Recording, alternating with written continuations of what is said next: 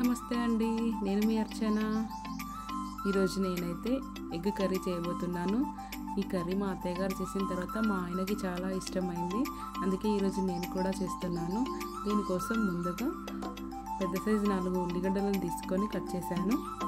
ఆ తర్వాత ఆమ్లెట్స్ వేయడానికి 4 కోడిగుడ్లను తీసుకొని ఈ విధంగా 4 ఆమ్లెట్లను వేశాను. అదేంటోనండి, ఈ కర్రీ అంటే మా వాళ్ళకి చాలా ఇష్టమైపోయింది, అందుకే ఎవ్రీ వీక్ నాతో ఇలా చేపించుకొని తింటున్నారు. ఆ తర్వాత ఇలా అన్ని ఆమ్లెట్స్ వేసుకొని రెడీ చేసి పెట్టుకోవాలి. ఇలా ఆమ్లెట్లు వేస్తూ ఉంటే సూపర్ స్మెల్ వస్తుంది. ఈ వాసన అంటే నాకు చాలా ఇష్టం, చిన్నప్పటి నుంచి నేను ఆమ్లెట్ ఫేవర్. మీలో ఎంతమందికి ఆమ్లెట్ అంటే ఇష్టం నాకు చెప్పండి ఫ్రెండ్స్. ఇలా అన్ని ఆమ్లెట్లు వేసుకొని పక్కకు పెట్టుకున్నాను.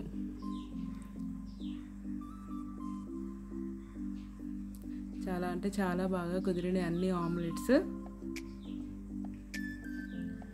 ఇలా వేస్తూ ఉంటే మా పాప నాతో అంటుంది, చాలా బాగా వస్తున్నాయి మమ్మీ అనేసి. ఆ తర్వాత ప్యాన్ పెట్టుకొని ఆయిల్ కొద్దిగా వేసుకొని అది హీట్ అయిన తర్వాత అందులో కొంచెం జీలకర్ర, పచ్చిమిర్చి, ఆనియన్స్ వేసుకొని కలుపుకోవాలి. ఆనియన్స్ మగ్గడానికి కొంచెం సాల్ట్ వేయాలండి. ఆ తర్వాత ఈ ఆనియన్స్ చాలా మెత్తగా తొందరగా అయిపోతాయి. అది వేగేలోపు వేసుకున్న ఆమ్లెట్స్ని చిన్న చిన్న ముక్కలుగా కట్ చేసుకోవాలి.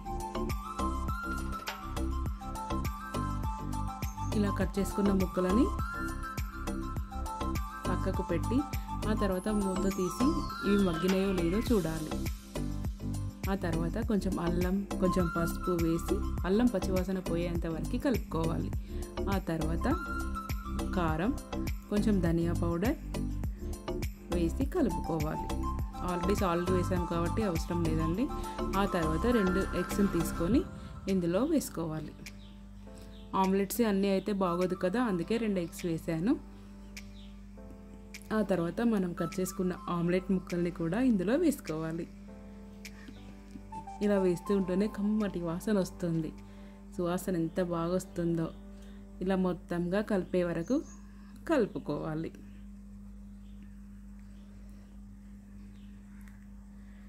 చూడండి ఎంత మంచి కనిపిస్తుందో. తర్వాత ప్లేట్లోకి తీసుకొని తినేయటమే.